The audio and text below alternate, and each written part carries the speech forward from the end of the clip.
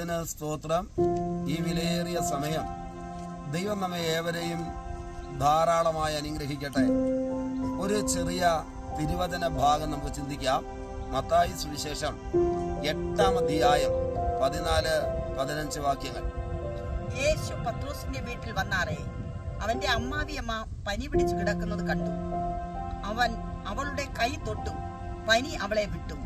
അവൾ എഴുന്നേറ്റ് അവർക്ക് ശുശ്രൂഷ ചെയ്തു. ബൈബിൾ പറയുന്നത് നമ്മുടെ കർത്താവായ യേശു പത്രോസിന്റെ ഭവനത്തിൽ വരുവാനിടയായി തീർന്നു. നമുക്കറിയാം, ഒരാളിന്റെ വീട്ടിലല്ല, പല ഭവനങ്ങളിൽ കർത്താവ് വന്ന ചരിത്രം തിരുവചനത്തിനകത്ത് എഴുതിയിട്ടുണ്ട്.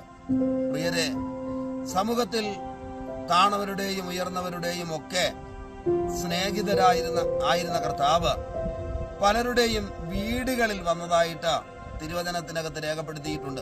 അങ്ങനെയാണെങ്കിൽ നമ്മുടെ ഭവനത്തിലും വരുവാൻ കർത്താവിന് ഇഷ്ടമുണ്ട്. ദൈവം അത് ആഗ്രഹിക്കുകയാണ്.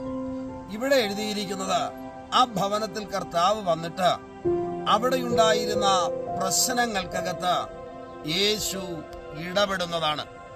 നിശ്ചയമായിട്ടും നമ്മുടെ ഭവനത്തിലേക്ക് കർത്താവ് വന്നാൽ നമ്മുടെ ഭവനത്തിന്, നമ്മളുടെ കുഞ്ഞുങ്ങൾക്ക്, നമ്മുടെ വിഷയങ്ങൾക്കകത്ത് കർത്താവ് ഇടപെടുകയും നമ്മുടെ ആവശ്യങ്ങളിൽ പ്രവർത്തിക്കുകയും ചെയ്യും.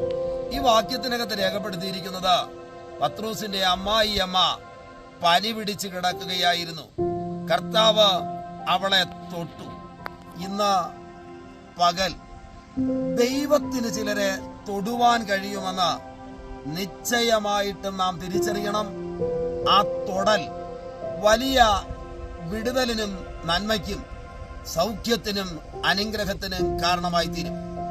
വചനം പറയുന്നത്, പനി പിടിച്ചു കിടന്ന പത്രോസിന്റെ അമ്മായിയമ്മയെ യേശു തൊടുവാനിടയായി തീർന്നപ്പോൾ അത്ഭുതകരമായി പനി അവിടെ വിട്ടുമാറിയെന്ന്.